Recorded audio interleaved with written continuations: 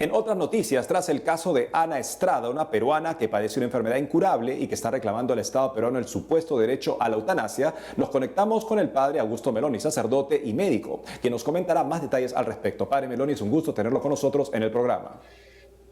Muchas gracias por la invitación. Saludos a todos sus televidentes. Padre, en los últimos días se ha venido hablando sobre la eutanasia en el Perú. ¿Podría explicarnos un poco a qué se debe esto? Bueno, no es novedad porque en muchos otros lugares, en el contexto de la actual pandemia, también se han venido tocando estos temas que son parte de la agenda de la cultura de la muerte. Y lo paradójico y dramático en nuestro país es que mientras que las instituciones públicas y la sociedad está desbordada por la actual pandemia, se introducen estos temas para supuestamente reivindicar falsos derechos, con eufemismos y siempre, como ocurre en los casos de la cultura de la muerte, con argumentos emotivos, emocionales, que buscan sensibilizar a la opinión pública para que se introduzcan estos proyectos nefastos. Y por eso es que en medio de estas circunstancias, con una población sensibilizada por el dolor y el sufrimiento, es que estos estrategas de la cultura de la muerte colocan estos temas y el caso dramático de esta persona que usted menciona. Padre, y usted como médico, ¿qué opina que en medio de esta pandemia los políticos y organizaciones estén promoviendo e impulsando leyes a favor del aborto, la eutanasia y la eliminación de seres humanos e incluso aquellos que están enfermos de COVID en algunos países los dejan morir por ser ancianos? Justamente esa es la paradoja de que cuando se habla de derechos, cuando supuestamente la ciencia y la tecnología han alcanzado desarrollos importantes, no solo en nuestro país, sino también en países que tienen y disponen de mayores recursos, se instalen simultáneamente esta cultura de la muerte.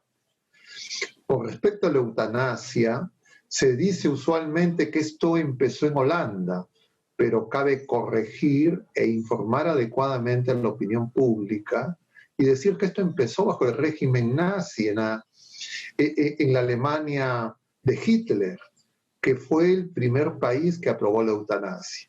Y de ahí se produjo todo un desencadenamiento de degradación e irrespeto a la dignidad humana que terminó en los grandes crímenes de lesa humanidad que supuestamente habían impactado a la opinión pública internacional, que había condenado muchas de estas iniciativas.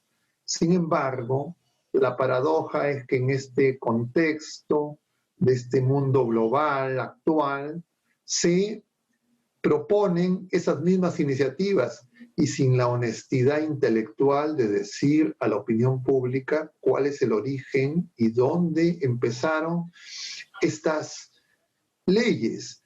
La eutanasia en Alemania, el aborto en la Rusia de Lenin, a pocos meses de iniciada la revolución bolchevique, es decir, los regímenes totalitarios que privan de la libertad han servido de modelo para que en esta supuesta etapa de libertades extremas, de derechos falsos que se esgrimen en el nombre de esa falsa libertad, sirven para la manipulación de manera análoga como usó Goebbels, utilizando los medios de comunicación, películas y siempre, entre comillas, con casos emblemáticos que apuntan a sensibilizar los sentimientos, manipular las emociones de la opinión pública y que siempre traen consecuencias negativas para todos. Entonces nosotros tenemos que aprender de las experiencias y estar vigilantes.